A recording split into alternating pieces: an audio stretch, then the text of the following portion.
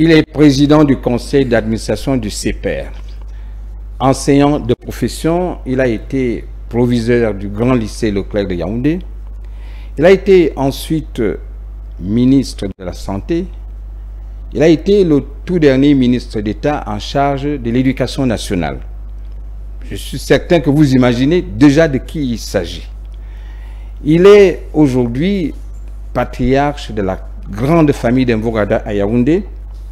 Nous accueillons ce soir le patriarche Charles Borromée Etoundi.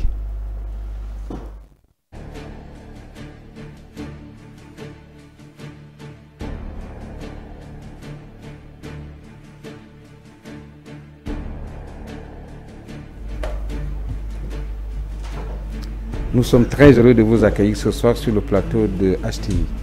Merci. C'est la première fois que vous nous rendez visite. Effectivement. J'espère que ce ne serait pas la dernière fois. Bien entendu. D'accord. Alors, nous allons passer 58 minutes ensemble, pratiquement 1 heure de temps, au cours desquels nous allons traiter 3 sujets. On va vous expliquer le jeu de quoi il s'agit. Mais avant cela, nous allons parcourir un tout petit peu votre jardin, dehors et dedans, hein, grâce à la plume de... Vous imaginez de qui il s'agit? Vous avez reçu une brillante journaliste dans vos locaux. Il s'agit de Imelda Wafa qui a brossé votre portrait. Bien, ouais. Du haut de ses 114 ans, Charles Etoundi Borromée a déjà touché du doigt plusieurs domaines. Il est actuellement président du conseil d'administration du centre d'édition et de la production pour l'enseignement et la recherche. Son leitmotiv étant la restructuration de cette institution. Passionné de l'enseignement, il transmet alors son savoir dans plusieurs établissements privés et publics au Cameroun. Sa lutte pour le droit à l'éducation le pousse alors d'instaurer la Journée mondiale des enseignants au Cameroun, déjà célébrée dans d'autres pays.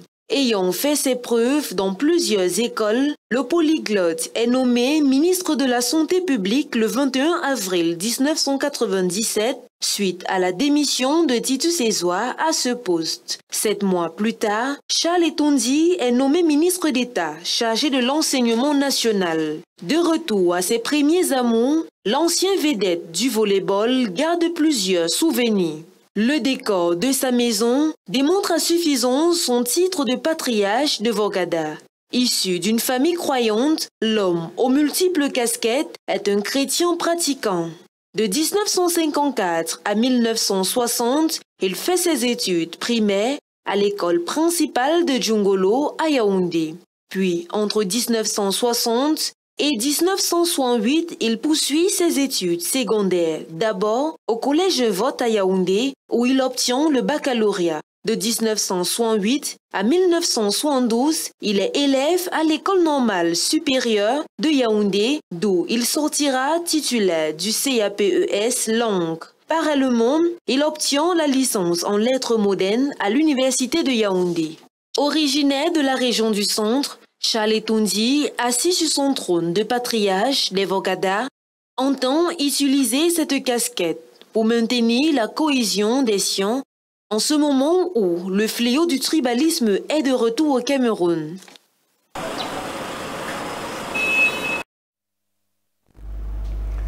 Charles Etoundi, en écoutant votre portrait brossé par Imelda Wafa, on se demande comment il a fait pour choisir l'angle de début, tellement votre parcours est immense, votre parcours est riche. Il y a quelque chose que vous aurez aimé rajouter à ce portrait? Oui, il y a quelques petites précisions à apporter. Vous savez, dans la grande famille Vogada, les gens qui nous ont appelés à faire à leur place au moment où ils seraient appelés dans l'au-delà, avaient choisi d'écarter la terminologie patriarche. Parce que les patriarches, il y en a et il y en a. Chez nous, celui qui a cette responsabilité, qui couvre en réalité toutes les familles où se trouvent les Mvogada. Parce que les Mvogada ne sont pas seulement à Yaoundé, ils sont dans la Mefouakona, ils sont du côté de Kribi, ils sont un peu partout, ont décidé de désigner ce responsable-là, pas patriarche, mais Mvamba. Mvamba. Et en français, il n'y a pas de traduction? Il n'y a pas de traduction parce que ça vous renvoie au patriarche de la Bible, c'est-à-dire à l'origine des races, alors que le patriarche aujourd'hui... Alors comment est-ce que vous allez réussir à faire passer le mot Mvamba dans la langue française, parce que c'est le français par lequel nous utilisons? Non, on n'est pas obligé de parler en français. Mais c'est une précision qu'il faut absolument... on dit Mvamba. Il faut absolument noter. C'est le patriarche au sens biblique du terme. Vous êtes le patriarche d'Mvogada, vous êtes Mvamba. Ça veut dire que vous êtes un monument irremplaçable. Voilà, je suis un légat. Je suis un légat. Là encore, ça veut dire? Voilà, un légat de cette famille. C'est-à-dire que la représentation. La représentation. Mais s'il y avait un chef supérieur des Ewondo, comme ce fut le cas du temps d'Atanantiam, comment est-ce que on vous placerait? Non, nous ne sommes pas chefs. Vous n'êtes pas chef. Nous ne sommes pas chefs. Je ne suis pas chef traditionnel. Non, je suis légat de cette famille. C'est-à-dire la représentation. On va peut-être revenir là-dessus, peut-être à la fin de cette émission, parce que c'est très important de nous donner quelques précisions sur le rôle que vous jouez auprès des Mvogada, parce que de temps en temps, il y a des incompréhensions entre ceux qui sont à Yaoundé, ceux qui sont dans la Mefouakona, ceux qui sont dans la Mefouafamba. Et vous avez évoqué aussi Kribi, où on retrouve certains Mvogada. Il n'y a pas de problème. S'il y a une cohésion, parce que de temps en temps, on a l'impression qu'il y a une sorte de cacophonie, il y a une certaine rivalité qui s'installe entre vous, ou parfois l'autorité. Non, mais c'est justement ce qu'on voulait éviter. C'est pour ça que vous avez... C'est ça que ceux qui ont placé cette affaire à ce niveau-là ont justement voulu éviter les amalgames liés au fait que les calculs et les ambitions politiques conduisent vers des démarches qui créent la confusion. C'est pour ça que nous nous battons régulièrement pour dire, par exemple, à Messé qui est d'Umba, que nous sommes en Mvogada dans notre village au même titre que vous dans votre village. Dans le Mba. Merci. Alors, le plat de résistance de ces 58 minutes consiste à découvrir les 3 cartes qui sont placées devant vous pour justifier d'ailleurs carte sur plateau. Oui. Vous avez la première carte là, numérotée 1, 2, 3. La voici. Alors, ça consiste à prendre cette carte, vous allez retourner le verso et puis vous nous direz ce qu'il y a là et puis on va essayer pendant 15 à 20 minutes de débattre de ce sujet. CEPER et rentrée scolaire 2019-2020. CEPER, rentrée scolaire. Alors, tout à l'heure, je me suis embrouillé plusieurs fois pour ne pas prononcer convenablement le nom CEPER. Alors, CEPER, qu'est-ce que ça signifie?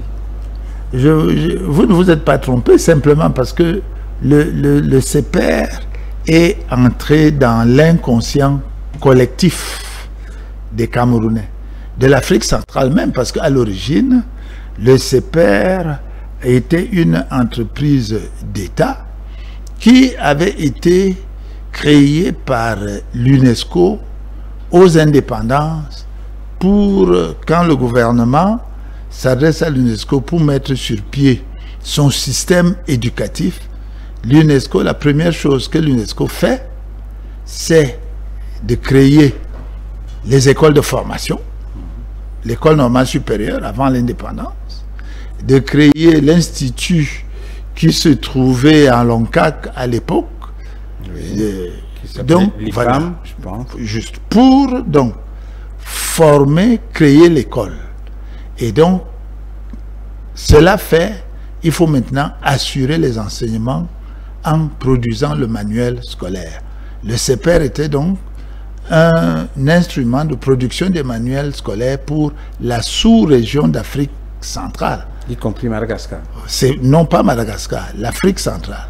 C'est pour ça que des générations de gens ont appris, ont étudié dans ces livres et on a simplement retenu CEPER. C'est pour ça aujourd'hui vous entendez un nom. Voilà. Ce n'est plus une abréviation. Ce n'est plus une abréviation. Il y a rue CEPER, derrière le CEPER. Et c'est les populations qui disent rue CEPER, Carrefour CEPER. De telle sorte que vous avez des gens maintenant. Il est à CEPER, au Carrefour, il ne sait pas où se trouve le bâtiment. Ils savent qu'il y a le CEPER. Voilà. Alors, donc, le CEPER est devenu un patrimoine national. Oui. Vous allez nous en parler parce que ça correspond justement à la rentrée scolaire qui est annoncée, 2019-2020. Oui. Et vous avez évoqué tout à l'heure les missions du CEPER qui consistaient à mettre à la disposition des élèves, d'abord dans la sous-région de l'Afrique centrale, de manuels, les livres, les cahiers. Et de la production pour l'enseignement et la recherche. 2019-2020, son lien de motif étant là. Est en mesure d'accomplir cette mission. Le CEPER a toute une histoire. Parce que le CEPER, qui était l'État, qui était l'instrument des États d'Afrique centrale, aux indépendances, ce CEPER a fonctionné. Et quand la crise économique est arrivée, la Banque mondiale a décidé de libéraliser l'économie et a obligé les États à quitter le secteur de production. Les secteurs, pour ne conserver que les secteurs régaliens. C'est ainsi donc que, quand le Cameroun est entré sous ajustement structurel, il a privatisé le CEPER. La première entreprise du Cameroun à être privatisée dont la Banque mondiale a exigé la privatisation, c'est le CEPER. Les gens se demanderont comment une toute petite entreprise comme le CEPER, qui ne produisait pas des milliards et des milliards d'argent, est la première à être privatisée. Mais, monsieur Charles Etondi, aujourd'hui, avec un peu de recul, est-ce que vous pouvez vous poser la question de savoir pourquoi est-ce que l'État du Cameroun avait cédé à la pression de la Banque mondiale, étant donné l'obligation de l'État, n'est-ce pas, de faire, d'assurer les fonctions d'éducation, d'encadrement, et aujourd'hui, on est revenu pratiquement à la case départ, puisque les missions du CEPER ne sont pratiquement plus accomplies. Qu'est-ce qui a fait à ce que l'État cède à cette pression? Non, en réalité, vous connaissez la grande crise économique qui s'est abattue sur le Cameroun. L'État était presque en faillite. L'État ne devrait pas avoir de l'éducation. La Banque mondiale a donc été appelée à la rescousse et a donc rédigé son diagnostic et son ordonnance que l'État quitte tout le secteur de production. Alors, je voudrais que vous répondiez à la première question que je vous ai posée par rapport au CEPER. Est-ce qu'à cette rentrée 2019-2020, le CEPER est en mesure de mettre à la disposition des enfants, des parents, quelques manuels, quelques ouvrages qu'il faut pour cette rentrée? Mais c'est pour ça donc que je vous disais qu'il y a une histoire. Une fois que le CEPER a été privatisé, il faut bien, je crois, le rappeler qu'en réalité, le CEPER est privatisé parce qu'un groupe d'enseignants a décidé, voyant la situation de l'école, découvrant que les enfants camerounais n'avaient pas de manuel scolaire parce qu'ils coûtaient trop cher, les parents n'avaient pas les moyens de s'offrir les livres pour que leurs enfants aillent à l'école. Une fois que les enseignants réalisent cette situation, ils créent une structure et soumissionnent pour racheter le CEPER à la privatisation. Ce qui a été fait. Et vous, dans votre portrait qui a été brossé tout à l'heure par Imelda, elle a dit que votre souci c'est de redorer le blason. On n'a pas utilisé les mêmes mots, c'est à peu près ce qu'elle a dit.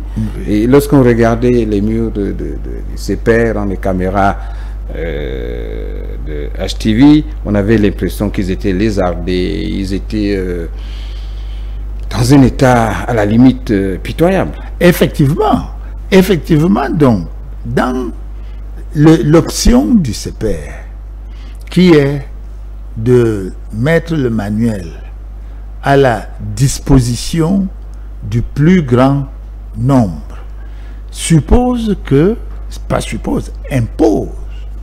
une option qui n'est pas une option économique du bénéfice. Le CPR a été conçu dans le cadre d'une économie sociale, baisser tous les coûts de production pour que les plus pauvres puissent avoir accès au manuel. Alors que l'économie qui est celle du bénéfice, qui est aujourd'hui celle qui prévaut dans le manuel scolaire, va plutôt dans le sens contraire. Alors, M. Charles-Toundi, lorsqu'on évoque le CPR, on se replonge dans des souvenirs, parce que ceux qui ont visité le CPR à une certaine époque, au moment où cette structure était dirigée par l'UNESCO, c'était une structure qui fonctionnait, il y avait une activité abondante, mais du coup, le CPR c'est resté une relique, un nom, un lieu, et pas d'ouvrage qui sort. Qu'est-ce qui fait problème aujourd'hui? Non, en réalité, le CPR était une entreprise d'État. C'est l'État qui finançait, c'est l'État qui produisait et tenait compte de la capacité de ces populations à avoir accès. L'État vendait le livre, mais à un prix qui était accessible à tous. Maintenant, quand on oblige l'État à se sortir, à se retirer du secteur commercial, du secteur de production, le livre tombe sous la houlette des gens qui font le bénéfice et le CPR s'arrête. Nous avons ce qui concerne le CPR deux volets. Il y a le volet historique que vous rappelez, que vous nous rappelez avec beaucoup de précision, mais il y a le volet pratique. Aujourd'hui, qu'est-ce qui fait problème? En laissant le côté historique, la privatisation a raté. Les Camerounais qui ont repris sont des incompétents. Non, la privatisation a été torpillée. Parce que l'option du CPR, que je vous dis là, le manuel à la disposition du plus grand nombre, n'est pas une option de bénéfice. Le CPR privatisé avait pour option de baisser tous les coûts de production, de retenir uniquement la reprise des coûts. C'est-à-dire que vous produisez, vous prenez pour rentrer dans les coûts. Pour rentrer dans les coûts. Vous ne faites pas... Sans avoir le souci de bénéfice. Sans avoir le souci de bénéfice. Or, cette option-là n'est pas l'option commune. Les forces qui dominent le capital, qui domine l'argent, cherchent le bénéfice. Alors, ce qui paraît paradoxal, c'est qu'on s'est livré il y a quelques années de cela à une étude à l'ESTIC, École supérieure des sciences et techniques de communication. Dans le département des éditions et des arts graphiques, on a fait une observation pour voir un peu le volume financier que les Camerounais, enfin qui sortait, l'argent qui sortait de ce domaine du manuel scolaire pour d'autres cieux. Les chiffres étaient... Ça vous faisait donner le tournis. Mais c'est exorbitant. 22 milliards parfois. C'était de 18 milliards à 22 milliards et au-delà. Alors, donc, il y a un besoin. Il y a un besoin, il y a l'argent. Alors, pourquoi sans calcul, sans une étude spécifique. Le manuel scolaire au Cameroun, c'est au minimum 100 milliards de francs CFA. Les études auxquelles nous faisons allusion datent de 1998. Donc, le besoin a augmenté. Mais jusque-là, le CPR n'arrive pas à prendre une part de ce gâteau. Le CPR, donc, cette option est le problème fondamental du CPR. Le CPR a donc dû entrer en restructuration. Et cette restructuration est à sa phase finale. Et donc... C'est vous qui pilotez cette restructuration. C'est moi qui reprise. Mais dans un climat social tout à fait inacceptable. Qu'est-ce que vous entendez par inacceptable? Les employés qui se plaignent, ils font du forcing pour débarquer le PCA parfois. Non, c'est trop compliqué pour parler de ces choses ici. Je dis simplement, ça fait partie de la bagarre sur le manuel scolaire. Et ces forces travaillent uniquement pour que cette option-là ne prévale pas. Charles Etoundé, vous qui avez été ministre de l'Éducation nationale, vous qui avez été proviseur dans le plus grand lycée du Cameroun, vous connaissez l'impact de l'éducation dans un pays, vous connaissez également, vous avez été ministre longtemps, vous connaissez les obligations d'un État par rapport à l'éducation, et vu des sommes astronomiques qui sortent du domaine de l'édition scolaire pour aller vers d'autres cieux, qu'est-ce que vous pouvez faire, vous, sensibiliser le pouvoir public pour que le livre scolaire redevienne la priorité de l'État?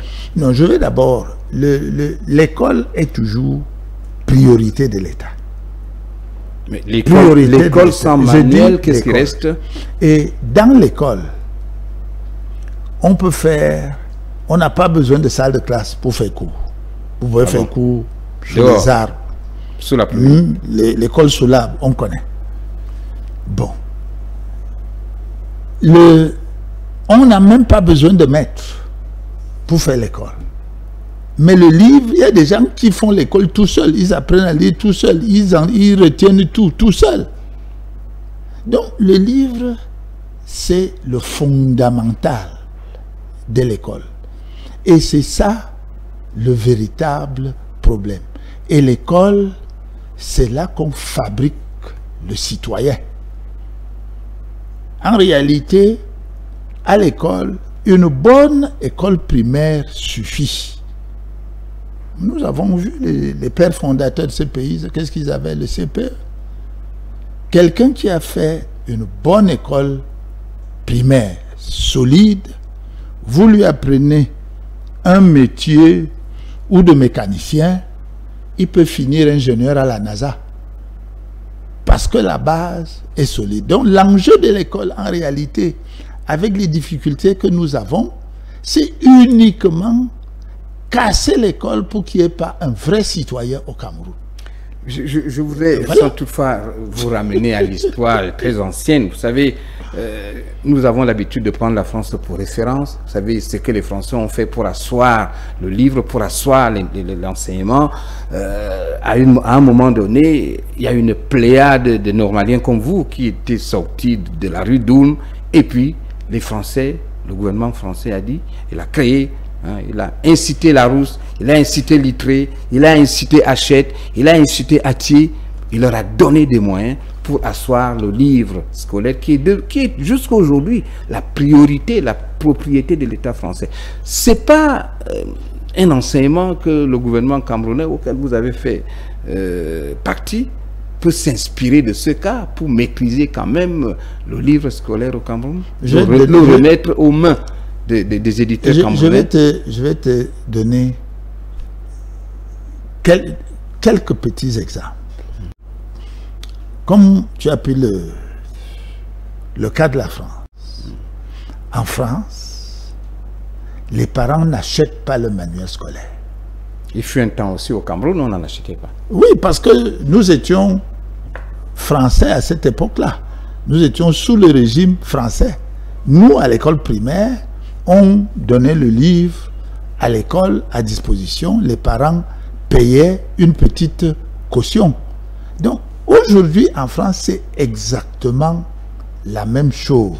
C'est-à-dire que l'État donne des financements aux régions et aux départements, parce qu'en France, c'est le département qui gère l'école primaire, la région gère l'enseignement secondaire. Sur ce budget, les régions, le département passent commande aux éditeurs et ils livrent les livres qui sont mis à disposition dans les écoles. Les parents déposent une caution à la fin de l'année. Si le livre a été bien gardé, bien entretenu, on remet la caution. Maintenant, l'option du gouvernement camerounais pour la période 2012-2020, voici ce que le ministère de l'économie et du plan a retenu pour ce qui concerne le manuel scolaire. 1. Le manuel scolaire est un secteur de souveraineté. Oui. 2. L'État doit rentrer dans le manuel scolaire pour rédiger la loi sur le manuel scolaire, parce que ce que tu ne sais pas, c'est qu'aujourd'hui, il n'y a aucune loi au Cameroun qui gère le manuel scolaire, qui fixe les conditions, pour dire que pour être éditeur, voici les conditions. Pour être. Dans les pays en France, les étrangers ne sont pas éditeurs de manuels scolaires. Hein. Tout à fait. Oui. Oui. Bon, ici, il n'y a aucune condition qui est prescrite. Tu es journaliste, on subit la tu loi, peux décider maintenant là, de faire le manuel scolaire, et je le fais. Tu le fais. Voilà. Donc, et troisièmement, le ministère du plan, c'est lui qui planifie tout maintenant. Il dit que, donc, 2012-2020, le manuel scolaire gratuit. Nous sommes en 2019. Vous avez entendu parler de gratuité? Non. Et je dois ajouter que dans cette présentation-là, il n'y a aucune loi. Il n'y a absolument... Comment est-ce que vous allez donc faire? Alors, Charlie, on va sortir de ce sujet. Non, pour finir sur ce plan. Oui. Non, je voudrais dire ceci. Le CPR n'est pas sorti du manuel scolaire. Le CPR sera présent avec la réforme qui commence donc 2020. Donc, alors, les 6 ans. Ok, on peut considérer 2019-2020 comme n'étant pas dans les préoccupations du CPR. Nous sommes dans les préoccupations, justement. Mais sans outils, sans arguments. Parce que nous serons là avec la réforme que le Premier ministre vient d'instituer. Dernière question. La réorganisation du CPR, où en êtes-vous? J'ai dit que nous avons achevé notre restructuration. Donc, tant sur le plan financier que sur le plan technique. Vous rendez public, on va retrouver le fleuron que fut le CPR. Absolument. D'ici quelques temps. Combien de temps à peu près? Je vous dis que la réforme qui a été annoncée, c'est pour la rentrée 2020. Donc, 2000, oui, effectivement. Parce que les livres qui sont retenus à la commission de 2020 font donc partie de la réforme de un livre pour 6 ans. Charles Etoundi, les téléspectateurs de HTV vous prennent à témoin. Nous allons vous inviter de nouveau sur ce plateau pour faire le point. Oui. Après cette restructuration. Vous dites à la rentrée de 2019-2020. Non. C'est-à-dire que en 2020, oui, la commission qui s'occupe des problèmes des manuels scolaires, la commission d'agrément, prévoit donc qu'en 2020, ils vont sortir la liste des livres correspondant à la réforme qui dit que un livre pour 6 années scolaires. Nous sommes impatients de revoir les machines de CPR tourner à flot, à plein temps, et nous verrons des ouvrages sortis. Et tu sais que moi je suis avare de déclarations. Ça fait près de 15 ans que vous ne m'avez pas vu. Alors, sur un plateau de avons cette primeur pour parler de manuel scolaire. C'est pour cela que nous aurons encore la primeur d'écouter, de faire le bilan. Mais si nous sortons de ce sujet-là, et Bon, Au pas de course, il nous reste à peu près 27 minutes. Il nous reste 27 minutes. C'est pour prendre le second sujet. Bon, la crise anglophone. Oui. Voilà. Bon, alors, notre invité a pris le second sujet. Il s'agit de la crise anglophone. Vous savez que depuis 3 ans déjà, que le Cameroun est complètement englué dans cette crise où nous déplorons de nombreuses vies humaines.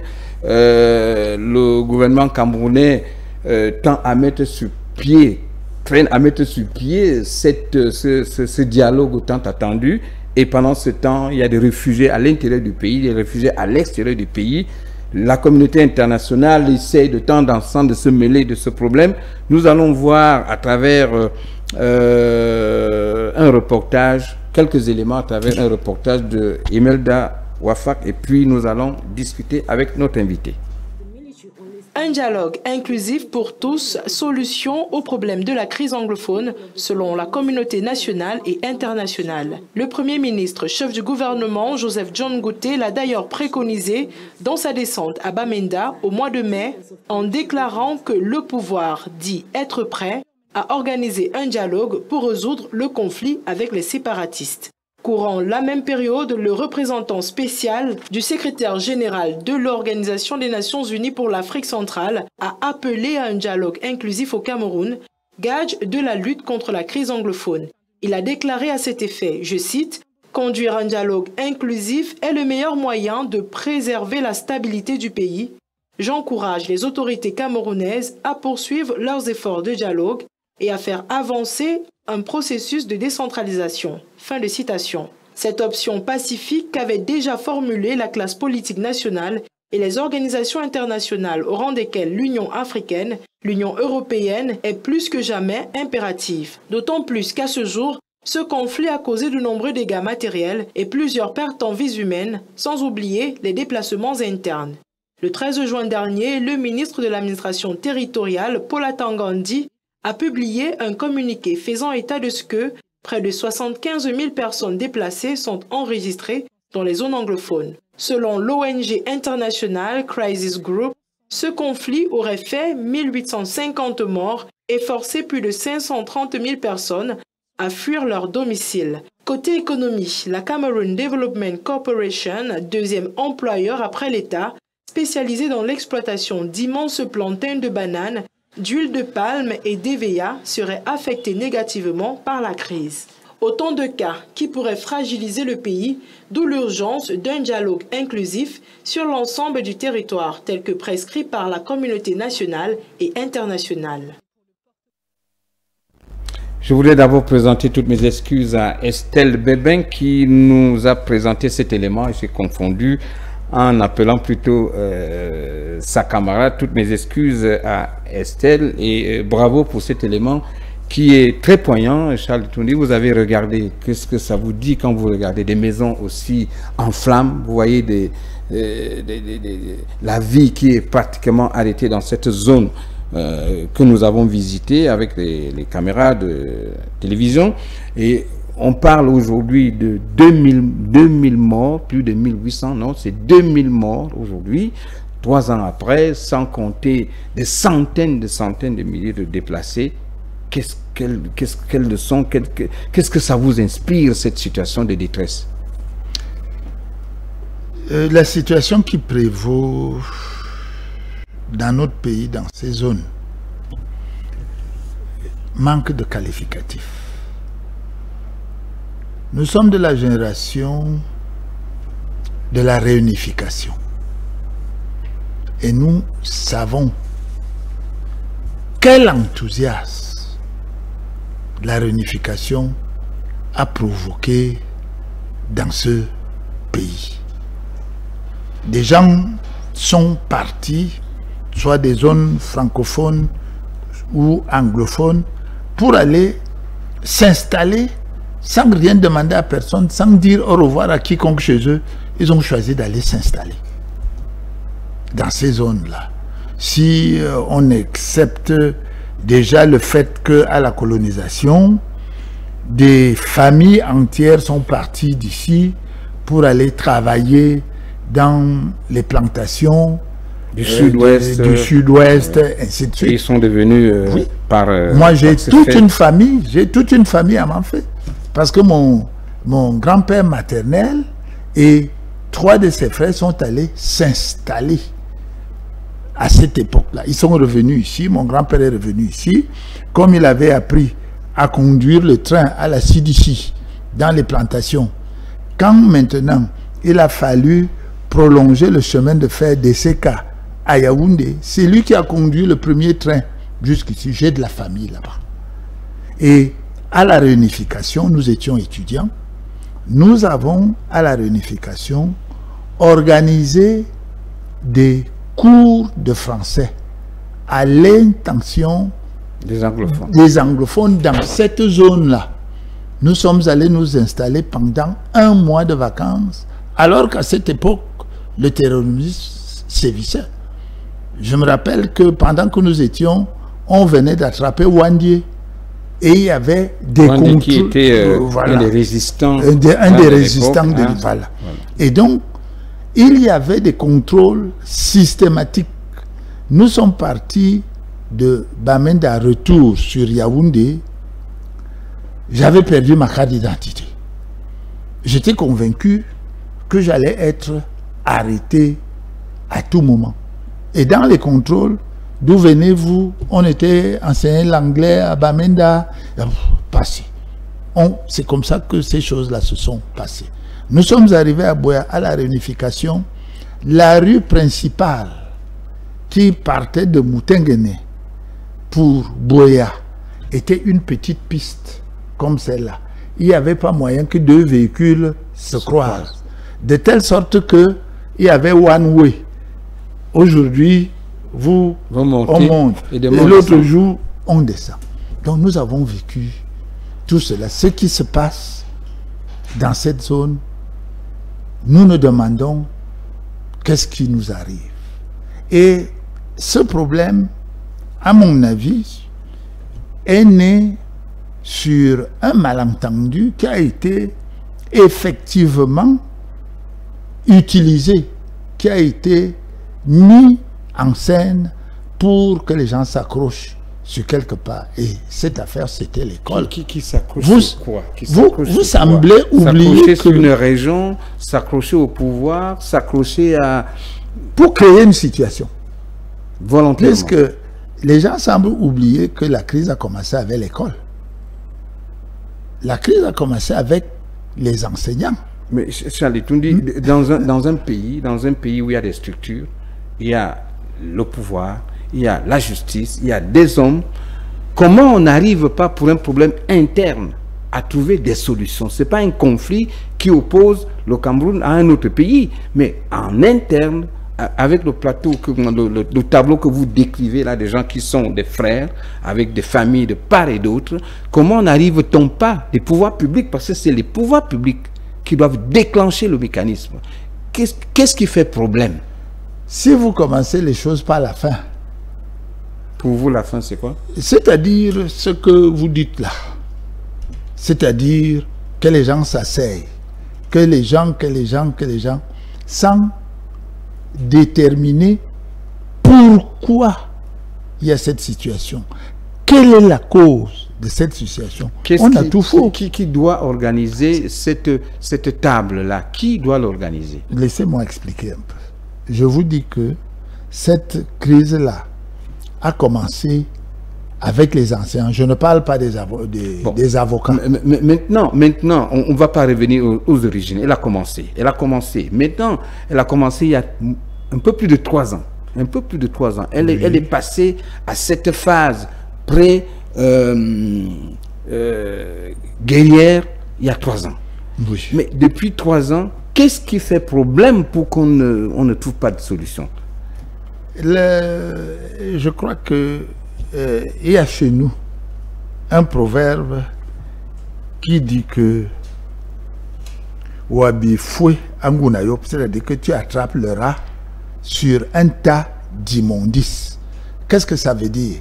Ça veut dire que toi tu vois un rat posé là, tu dit que tu l'attrapes pour le chasser.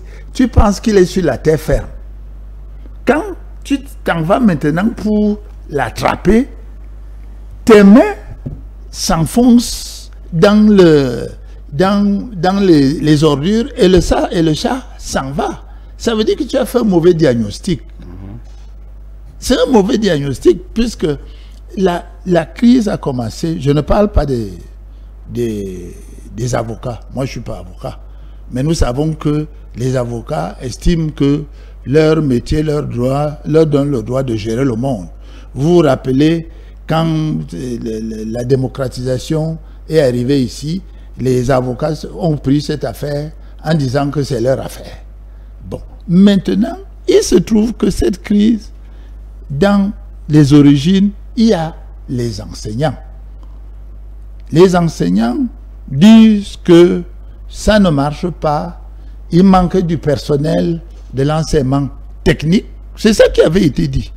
Et donc, le Premier ministre, son directeur de cabinet, réunit les responsables syndicaux et au bout d'une demi-journée de travail, tout le monde est d'accord. On annonce que, voilà, on va recruter ou 1500 ou 15 000 enseignants. Charles, pour qu'il nous reste très peu de temps, oui, c'est vrai. Il reste très peu de temps pour revenir sur les sources. Oui. Nous avons d'un côté les enseignants, vous l'avez déjà dit, nous avons de l'autre côté les avocats, nous avons aussi de l'autre côté les magistrats. Voilà, si vous voulez, les ingrédients, n'est-ce pas, qui nous ont conduits là où nous sommes. Oui. Alors, la communauté internationale et quelques Camerounais, très nombreux aussi, disent qu'il faut aller au dialogue pour trouver des solutions à tous ces problèmes qui sont là. On sait que chaque unité physique, c'est-à-dire chaque corps social, a des griefs. Moi-même, je suis d'accord voilà, qu'on aille... Alors, maintenant, la question que je repose, je la repose pour vous. Qu'est-ce qui cause problème pour qu'on ne trouve pas de solution? Je répète en disant ceci, que ce qui a déclenché cette affaire n'était pas la chose que nous voyons. Maintenant, la situation telle qu'elle est semble avoir échappé presque à tout le monde. Donc, maintenant, il faut que les gens se remettent sur la table. Mais maintenant aussi, il y a des interventions qui viennent Comment peut-on se remettre sur une table où on n'a jamais été? Il n'y a jamais eu de dialogue en tant que tel. Oui. La communauté internationale, que ce soit les États-Unis, que ce soit l'Union européenne, que ce soit... Qu'est-ce que les États-Unis viennent faire là? Je vais dire, ils font partie de la communauté internationale. Il y a un problème, au Cameroun. Moi, je vous pose une question claire, simple, très concise. Oui. Qu'est-ce qu'il faut faire? Qui doit réunir cette table-là? Qui doit constituer la table pour que les Camerounais, comme vous l'avez dit au départ, se regardent et règlent leurs problèmes? Je suis parfaitement d'accord avec ce que tu dis. Oui. Bon, maintenant, il faut d'abord déterminer qui est interlocuteur. Nous avons le gouvernement. Tout le monde sait que voilà l'interlocuteur. Bon, maintenant, de l'autre côté, qui est interlocuteur? Il faut d'abord déterminer... Je vous pose une avant-dernière question. Oui. Est-ce que pensez-vous, en regardant les téléspectateurs dans les yeux, oui, pensez-vous qu'au niveau du gouvernement, il y a une véritable volonté d'aller vers un dialogue avec des personnes qui ont pris les armes, les personnes qui se sont opposées, les personnes qui dirigent les partis politiques? Le gouvernement a-t-il la volonté réelle de rencontrer ce genre-là et d'aplanir la situation? C'est une obligation régalienne. C'est eux qui sont en charge de ce pays. Pourquoi ils ne le font pas? Moi, je ne peux pas dire qu'ils ne le font pas parce que je ne sais pas comment les choses se passent. Mais dis-toi bien, nous avons l'exemple du Libéria. Nous avons l'exemple du Libéria où la situation sociale était arrivée à un niveau tel que un petit sergent s'est levé un matin, a tout cassé, s'est mis à prendre les gens sans discrimination les alignait au bord de la mer et tirer dessus sans poser de questions. Au bout de je ne sais combien de temps, le Libéria nouveau est né. Bah oui, tu te rappelles de ça? Alors, moralité, il nous faut un sergent d'eau? Non, ce n'est pas ce que je dis. Je dis simplement qu'il faut faire attention. Il faut faire attention. Le gouvernement est dans ses obligations de faire. Mais les gens qui sont de l'autre côté sont des Camerounais aussi. Ils ne peuvent pas prétendre que ce pays n'est pas leur pays et qu'ils ne sont pas Camerounais et qu'ils sont redevables. C'est trop simple de rester caché aux États-Unis ou dans des boîtes. Dernière question. Parmi les solutions envisageables, oui. Hein, il y a la décentralisation parmi les problèmes qui sont posés, oui, pour résoudre la crise anglophone. La décentralisation qui piétine depuis 1996 et n'est pas entamée. Le fédéralisme qui est appelé du vœu de certains. Personne ne veut de la sécession sauf une poignée de personnes à la limite égarées. Le statu quo, quelle est votre solution? Quelle est votre option à vous?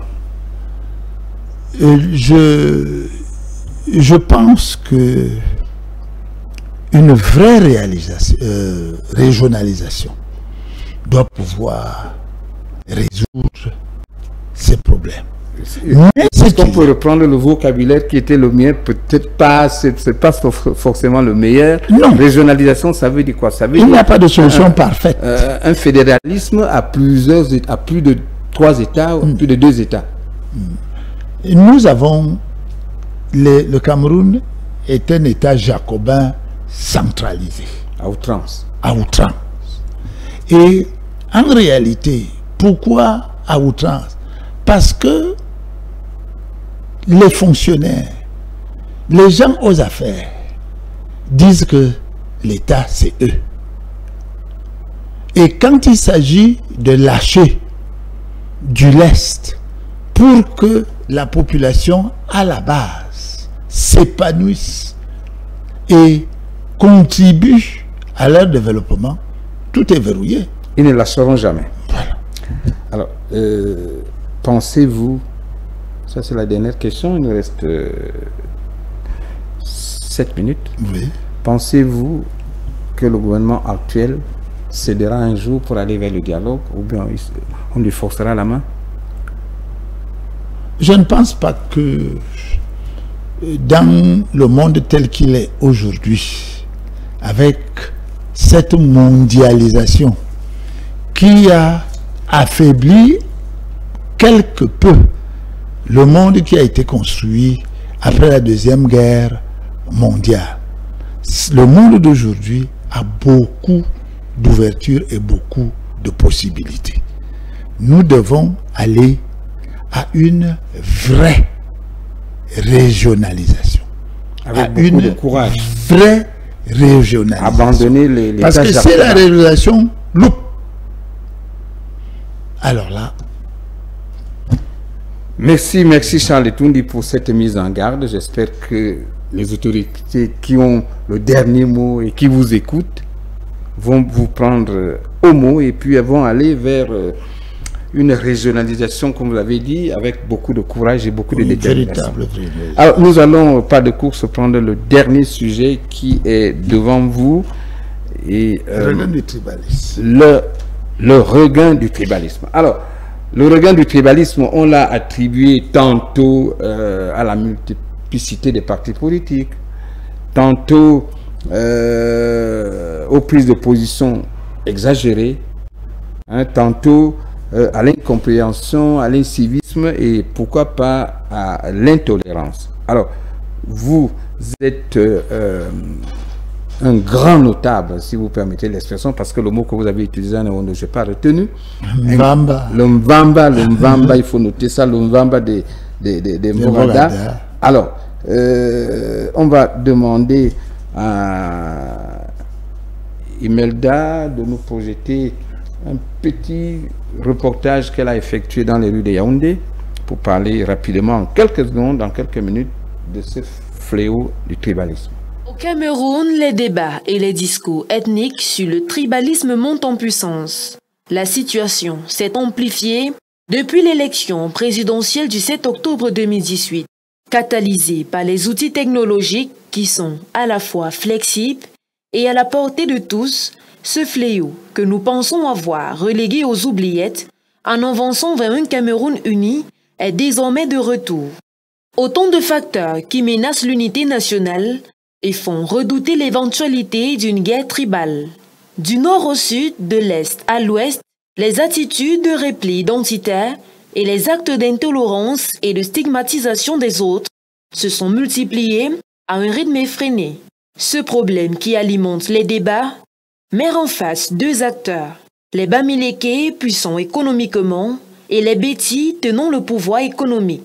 En tant qu'ancien ministre d'État et par ailleurs patriarche du camp de Vorgada, Charles Etundi, invité à l'émission 4 sur plateau, va certainement apporter plus d'éclairage à ce sujet. Alors, Imelda Wafak l'a dit, Charles Etundi invité sur ce plateau et sort par cette note-là, la parole est donnée à l'invité sur ce fléau. Je pense que cette affaire de tribalisme, excuse-moi le terme, encore une fois, c'est un faux truc. Pourquoi? Des gens utilisent ce concept pour profiter de la misère des gens. Des gens ont de la difficulté à vivre. Des gens sont sortis de leur milieu naturel pour se débrouiller, chercher la vie au quotidien.